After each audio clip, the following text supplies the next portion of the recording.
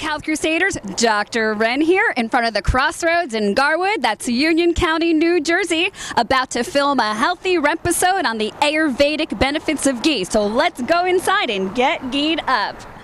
Hey, Holistic Health Crusaders. So you got the doc star up here with Nancy Smith, who's a rapper.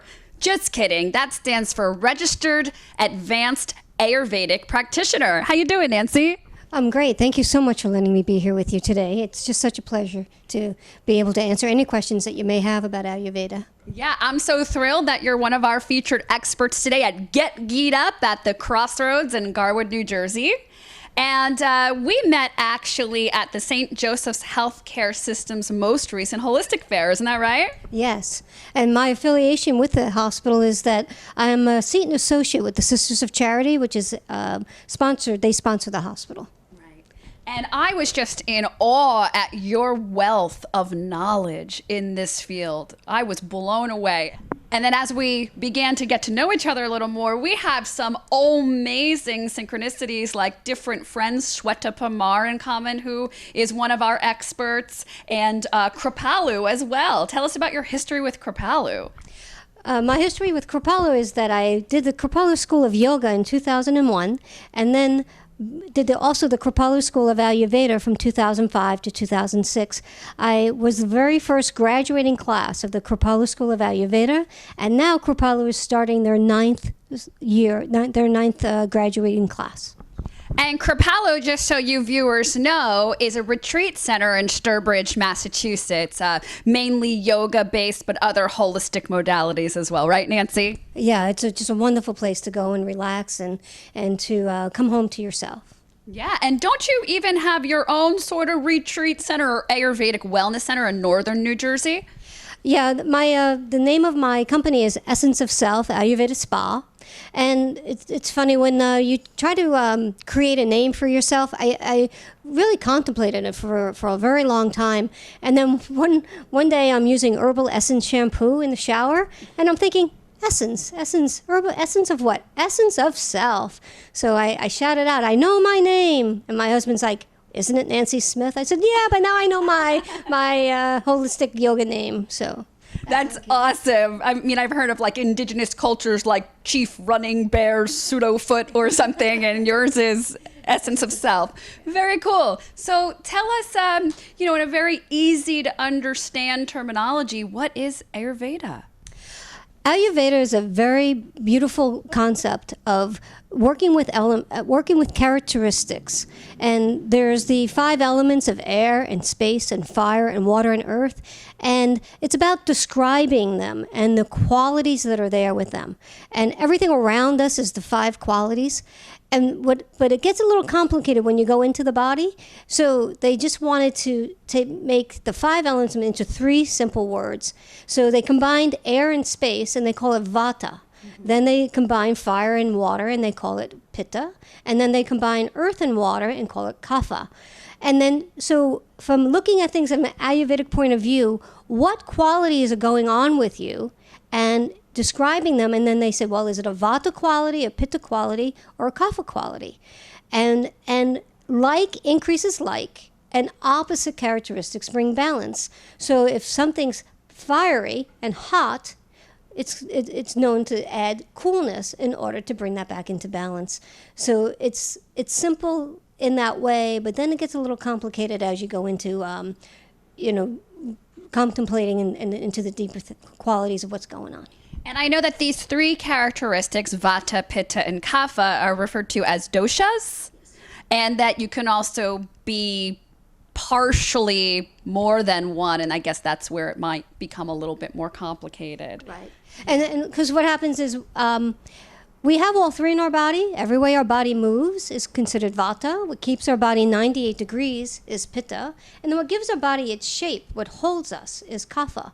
So we have all 3. But why aren't we all the same, identical twins? We're varying milkshakes. Some people tend to be a little bit more airy or vata. Some people a little bit more fiery. Some people a little bit more earthy.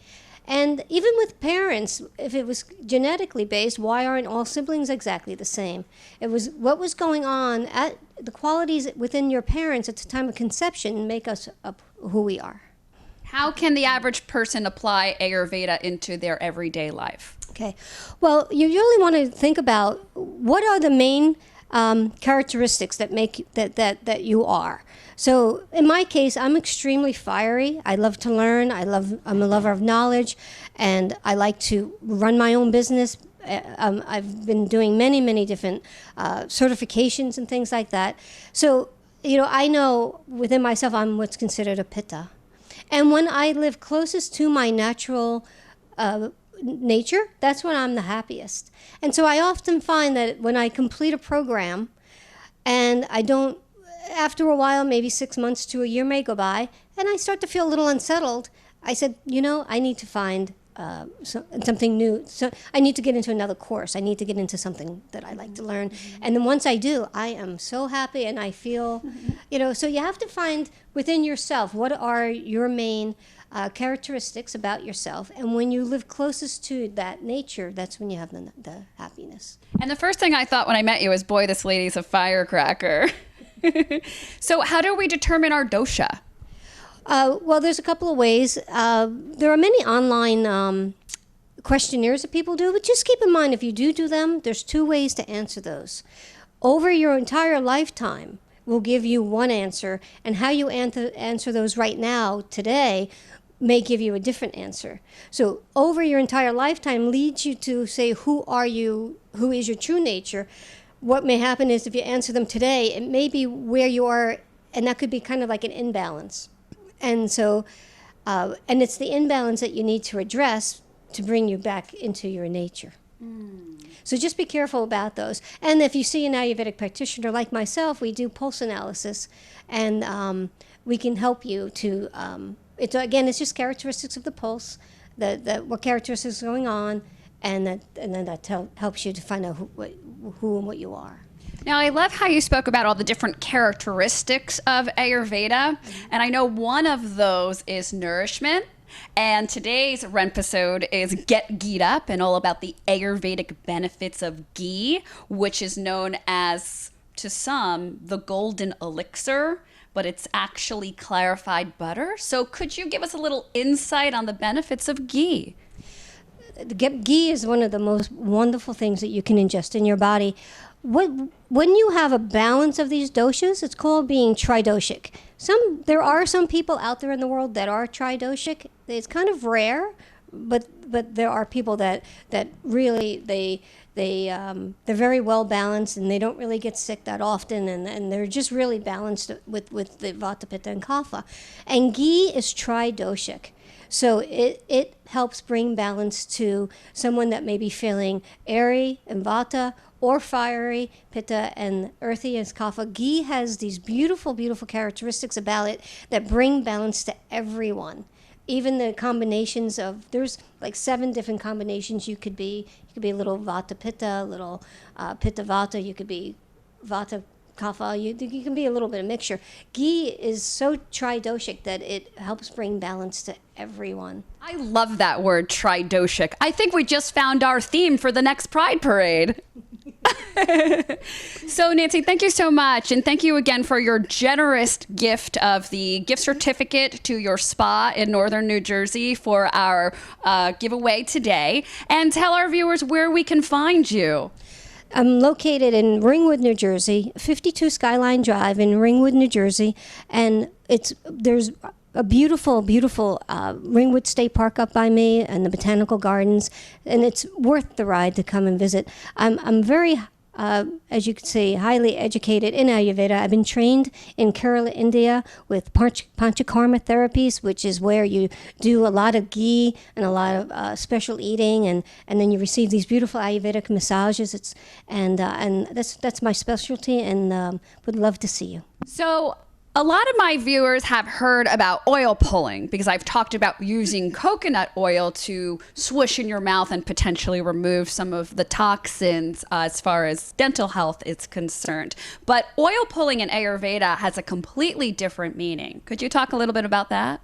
What oil pulling is when you take a small portion of coconut oil. That seems to be, someone wrote an article and everyone seems to know about coconut oil, but in my training through Ayurveda.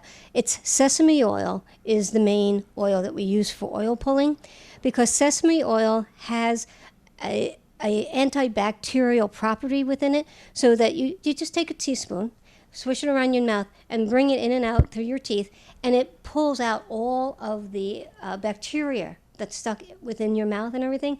And it also helps wonderful with TMJ. You take the sesame oil and you let it sit, and it absorbs through, and it helps relieve some of the tension in your jaw. And so it's a beautiful way. But in all of my training, we've always learned it to be with sesame oil. And coconut oil does have its beautiful properties, but sesame oil seems to be the true teaching on that one. Well, thank you. So we just want to offer an exclusive Dr. Ren gift to the viewers here. If you'd like to visit Nancy and have an Ayurvedic treatment at her spa in Ringwood, New Jersey, you can let her know you were Dr. Ren recommended, and she'll take 25% off your first visit.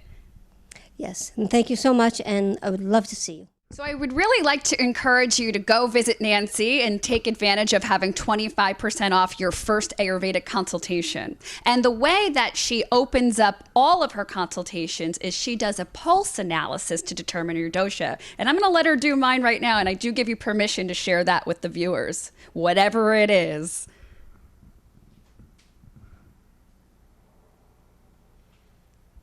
So basically what I'm picking up is that you're fire, you're pitta. Okay, and the secondary doshas, the vata and the kapha, are pretty much equal after that. So what that tells me is that you're very, you love to learn, you love to manage, you love to be in charge of things, but you could very easily at the same time go into a very multitasking, have a lot of people around you, be part of a team, and be very happy doing that. And at the same time, if the experience should call for, you can just take your fire and go into a very one focused thing, create one project, and follow that all the way down to through, which is that kapha energy. So your fire and your vata and your kapha are equally balanced after that. Which is air and earth. Which is the air and the earth. Great. Thanks, Nancy.